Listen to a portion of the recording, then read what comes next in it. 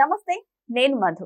మంత్రి నారా లోకేష్ ఢిల్లీకి వెళ్లారు. మరి ఢిల్లీకి వెళ్ళడానికి గల కారణాలేంటి? ఏమైనా రాజకీయ సమీకరణాల గురించి చర్చించడానికా, లేకపోతే మరేమైనా విషయాలు ఉన్నాయా? అసలు ఎవరిని కలవనున్నారు? ఈ రోజు మనం తెలుసుకుందాం. ప్రస్తుతం మనతో పాటు ఉన్నారు సీనియర్ జర్నలిస్ట్ సిఎస్ రావు గారు. వారిని అడిగి మరిన్ని విషయాలను తెలుసుకుందాం.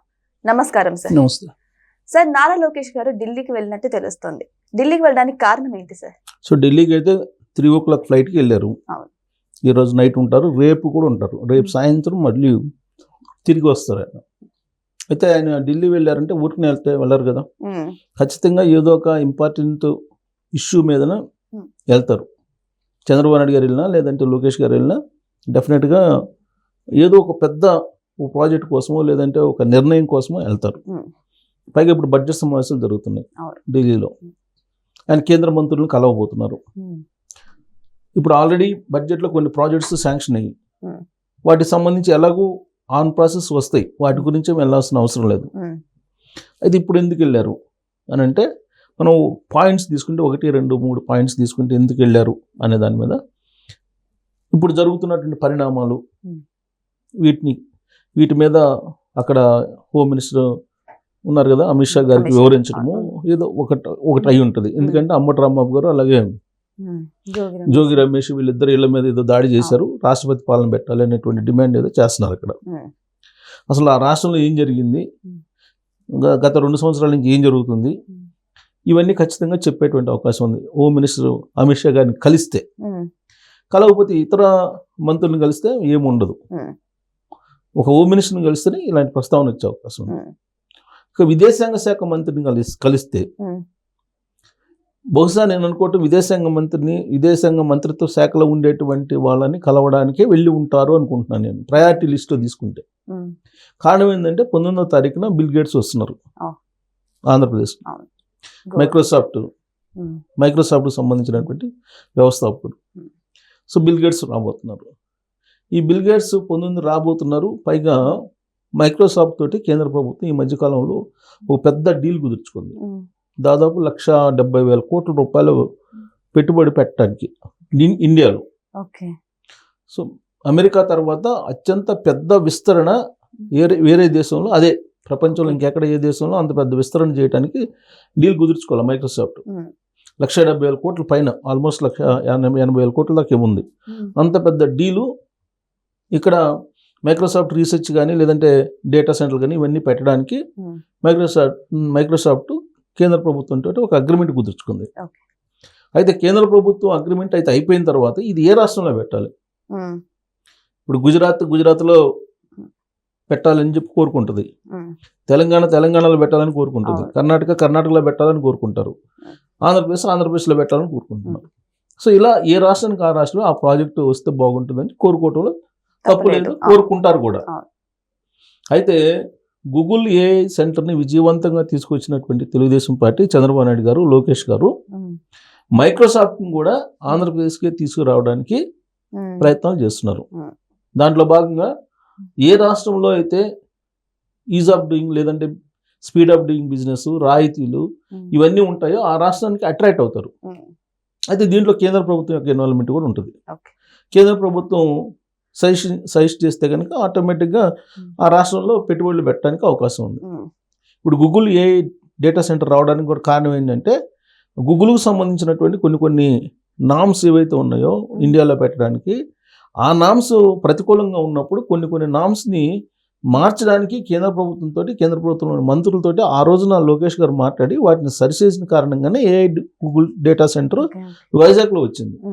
సో ఇప్పుడు మైక్రోసాఫ్ట్కి కూడా వాళ్ళకి కావాల్సినటువంటి కొన్ని నామ్స్ లేదంటే కొన్ని అడ్డిల్స్ ఉంటాయి, వాటిని మార్పించడానికి లేదంటే అడ్డిల్స్ని క్లియర్ చేసుకోవడానికి లోకేష్ గారు ఢిల్లీలో ఒక లైజనింగ్ చేయడానికి ప్రయత్నం చేయడానికే ఈ టూరు ఉంది అనేది ఎక్కువ ప్రాధాన్యత ఇచ్చేటువంటి అంశంగా మనకి వినిపిస్తుంది. ఇంకొక విషయం ఏంటంటే సార్, ఇక్కడ మొన్ననే కదా పవన్ కళ్యాణ్ గారు ఢిల్లీకి వెళ్ళొచ్చారు, మళ్ళీ ఇప్పుడు నారా లోకేష్ గారు కూడా వెళ్తున్నారు. సో మళ్ళీ ఈ ముగ్గురు మధ్య ఏమన్నా అంటే ఆంధ్రప్రదేశ్ రాజకీయానికి ఢిల్లీ రాజకీయానికి ఏదైనా సంబంధం ఉండొచ్చా అని కూడా కొన్ని అనుమానాలు అయితే వ్యక్తం అవుతున్నాయి. ఉంటాయి, ప్రయారిటీ లిస్ట్లో ఉంటాయి. అదే నేను చెప్పేది, ఫస్ట్ ప్రయారిటీ, సెకండ్ ప్రయారిటీ ఇవన్నీ. ఇప్పుడు హోమ్ మినిస్టర్ని కలిస్తే ఏం మాట్లాడతారు, విదేశాంగ మంత్రిని కలిస్తే ఏం మాట్లాడతారు, అలాగే ఆర్థిక మంత్రిని కలిస్తే ఏం? ఈ ఆర్థిక శాఖకు సంబంధించి ఆల్రెడీ ఇప్పుడు కొన్ని నిర్ణయాలు తీసుకున్నారు బడ్జెట్ విషయంలో. ఏంటి, గ్రాంట్స్ అనేవి లేవు ఇక నుంచి, ఏ రాష్ట్రానికి సంబంధించిన ఆ రాష్ట్రమే మీరే పెట్టుకోండి అని చెప్పి. కానీ ఆంధ్రప్రదేశ్ అనేది కొత్తగా ఏర్పడినటువంటి రాష్ట్రం, రెవెన్యూ లోటు ఉంది, ఆర్థిక లోటు ఉంది. మరి అవి రీచ్ కావాలంటే చాలా టఫ్. ఆ విషయాన్ని అక్కడ ప్రస్తావించి ఎగ్జంప్షన్స్ తీసుకొచ్చుకొని ఆంధ్రప్రదేశ్ కొత్తగా ఏర్పడింది కాబట్టి, రెవెన్యూ లోటు ఉంది కాబట్టి, బైఫర్కేషన్ చట్టంలో కూడా ఉంది కాబట్టి దాన్ని ఆదుకోవడానికి వెనుకబడిన ప్రాంతాలకు ప్రత్యేకమైన నిధులు ఇస్తామని చెప్పి బైఫర్కేషన్ చట్టంలో ఉంది. పోలవరం ప్రాజెక్టు కానీ, లేదంటే అమరావతి నిర్మాణం కానీ, రాజధాని నిర్మాణం కానీ, వీటన్నిటికి సంబంధించి మాట్లాడుకొని ప్రస్తావించడానికి కూడా అవకాశం ఉంది, ఏది ఆర్థిక మంత్రిని కలిస్తే. ఇవి కాకుండా ఇప్పుడు ఐటీ శాఖ మంత్రి రైల్వే ప్రాజెక్ట్స్, ఆల్రెడీ రైల్వేలకు సంబంధించి కొన్ని ప్రాజెక్ట్స్ని అనౌన్స్ చేశారు. అయితే ఇంకొక బుల్లెట్ రైలుకి సంబంధించి కూడా ప్రస్తావన చేశారు వాళ్ళు చంద్రబాబు నాయుడు గారు. దాని గురించి రైల్వే శాఖ మంత్రిని కనుక కలిస్తే దాన్ని ప్రస్తావించేటువంటి అవకాశం ఉంది. ఇన్ని అంశాలు ఉన్నాయి, చాలా అంశాలు ఉన్నాయి.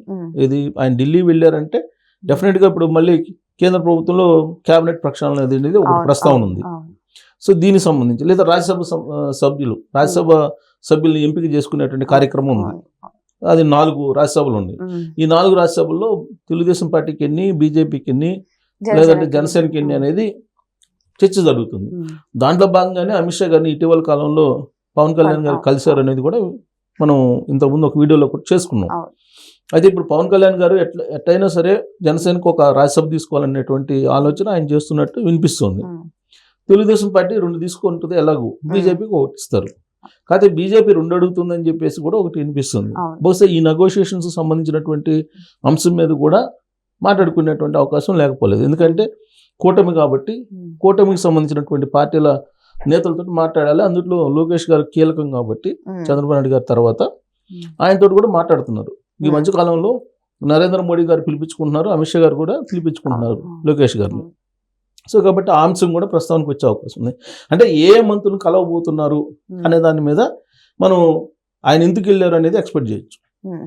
అయితే నాకున్నటువంటి ఇన్ఫర్మేషన్, నాకున్నటువంటి చిన్న పరిచయాలతో వస్తున్నటువంటి సమాచారం ఏంటంటే, మైక్రోసాఫ్ట్ని ఆంధ్రప్రదేశ్కి తీసుకురావడానికి ఆయన ఈ టూర్ని ఉపయోగించుకుంటున్నారు. కేవలం ఈ టూరు దాని గురించే. దాన్ని ఎందుకు రివీల్ చేయలేదని అంటే, బయటికి చెప్తే కనుక డిస్టర్బ్ చేసేటువంటి అవకాశం ఉంది, రాష్ట్రంలో పరిస్థితులు బాగలేవు. సో కాబట్టి దాన్ని మొత్తం అయిపోయిన తర్వాత అనౌన్స్ చేయబోతున్నారు. మైక్రోసాఫ్ట్ని ఆంధ్రప్రదేశ్కి తీసుకురావడానికే ఈ టూరు ఉంటుంది అనేది ఇన్ఫర్మేషన్. సో కాబట్టి ఒక గుడ్ న్యూస్, లోకేష్ గారి టూర్ తర్వాత, ఢిల్లీ టూర్ తర్వాత, అంటే మరొక 24 గంటల్లో మనం వినడానికి అవకాశం ఉంది.